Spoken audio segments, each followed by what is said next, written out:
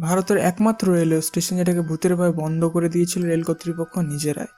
Station master থেকে guard থেকে ইঞ্জিনের ড্রাইভার, কারোরই সাহস হতো না স্টেশনে নামার। রাতের অন্ধকারে দেখা যেত সাদা শাড়ি পরা এক মহিলাকে। 1960 সাল পুরুলিয়ার সাঁওতাল রানী লচন কুমার এবং ইন্ডিয়ান রেলওয়ের যৌথ উদ্যোগে খোলা হয় একটি নতুন স্টেশন, বেগুনকোদর।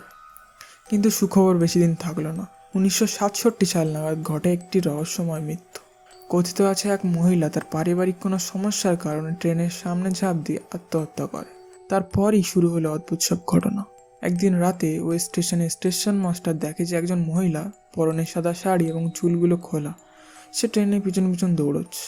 স্টেশন মাস্টার ভাবলো কেউ হয়তো ট্রেন মিস করেছে, তাই ট্রেন ধরার জন্য দৌড়চ্ছে।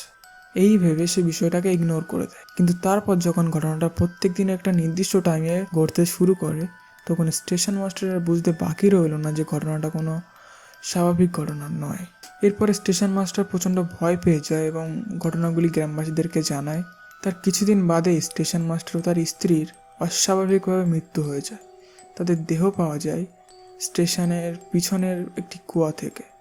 এই ঘটনা ছড়িয়ে পড়ে গোটা এলাকায়।